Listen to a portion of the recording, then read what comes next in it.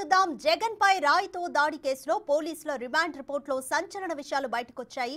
CM Jagan హత్యకు కుట్ర చేశారని పోలీసులు నివేదికలో ప్రస్తావించారు. జగన్ ను చంపాలనే సున్నితమైన తలభాగంపై దాడి చేశారని, సీఎంపై దాడి చేసిన నిందితుడిని గుర్తించామన్నారు.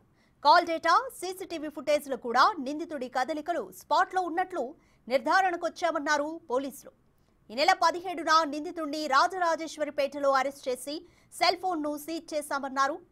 ఏటు ప్రోద్బలంతో కుట్ర చేసి దాడికి పాల్పడినట్లుగా గుర్తించామన్నారు. సమయం చూసి కాంక్రీట్ రాయితో సీఎం జగన్ పై దాడికి పాల్పడ్డారని పోలీసులు రిమాండ్ రిపోర్టులో పేర్కొన్నారు.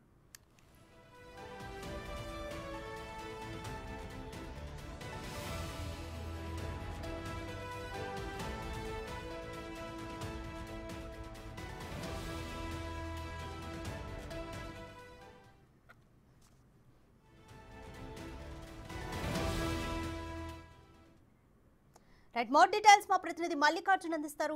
మల్లికార్జున్, పోలీసులు వెలువరించిన రిమాండ్ రిపోర్ట్లో ఇంకా ఎటువంటి విషయాలు ఉన్నాయి? హత్యకు కుట్ర జరిగింది అంటూ చెప్తున్నారు, కానీ మొదట్లో ఇది ఒక ఆకతాయి పని అంటూ కూడా ప్రచారం అయితే సాగింది. కంప్లీట్ డీటెయిల్స్ ఏంటి?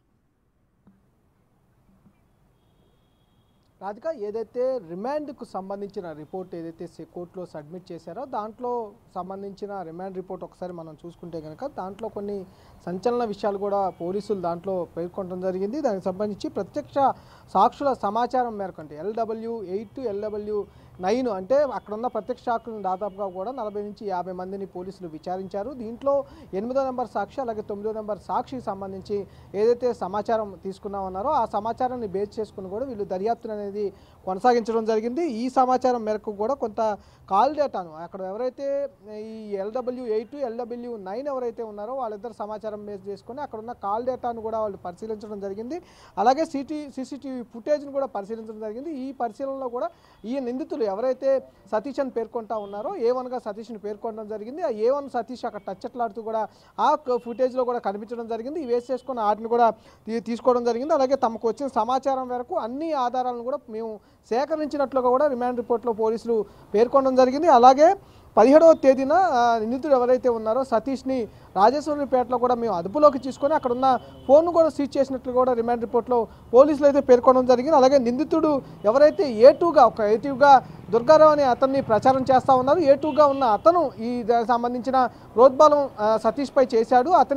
ఇతను వెనక కోణంలో ఇతను చేయమంటే అతను చేశాడనే కోణంలో కూడా పేర్కొనడం జరిగింది. అంటే రిమాండ్ రిపోర్ట్లో దుర్గారావు అనే పేరు అయితే మెన్షన్ చేయలేదు, కానీ A2 ప్రోద్బలంతోనే A1 ఈ ఘటనకు దాడికి పాల్పడ్డారంటూ కూడా వాళ్ళు పేర్కొనడం జరిగింది. అలాగే సీఎం జగన్మోహన్ రెడ్డి సంబంధించి హత్య చేసేందుకే రాయి విసిరనే కోణంలో కూడా వీళ్ళు పేర్కొనడం జరిగింది. దానికి సంబంధించి అలాగే దాడి వెనక సీఎంను చంపాలనే ఉద్దేశం ఉందంటూ కూడా ఆ రిమాండ్ రిపోర్ట్లో కూడా పేర్కొనడం జరిగింది. దానికి సంబంధించి అలాగే అదును చూసి ఎక్కడైతే ఈ స్కూలుకు సంబంధించి ఏదైతుందో వివేకానంద స్కూల్ ఏదైతే ఉందో ఆ స్కూల్కి సంబంధించి ఆ ప్రాంతాన్ని ఎన్నుకొని హత్య చేసేందుకు ఆ ప్రాంతాన్ని ఎన్నుకున్నారనే ఉద్దేశంతో కూడా రిమాండ్ రిపోర్ట్లో పేర్కొనడం జరిగింది. అలాగే 8 గంటల 4 నిమిషాలు ఆ ప్రాంతంలో కూడా ఈ ఘటన జరిగినట్టుగా కూడా పోలీసులు ఈ రిమాండ్ రిపోర్ట్లో పేర్కొనడం కూడా జరిగింది. దాడి చేయడానికి ఏదైతే సిమెంట్ కాంక్రీట్కి సంబంధించిన రాయి ఏదైతే ఉందో ఆ రాయిని ఉపయోగించినట్లు కూడా పోలీసులు ఈ రిమాండ్ రిపోర్ట్లో సబ్మిట్ చేయడం జరిగింది. వైఎస్ జగన్మోహన్ రెడ్డి చేసిన ఏదైతే హత్య చేయాలనే ఉద్దేశంతోనే చేశాడు. ఎవరైతే A2గా ఉన్న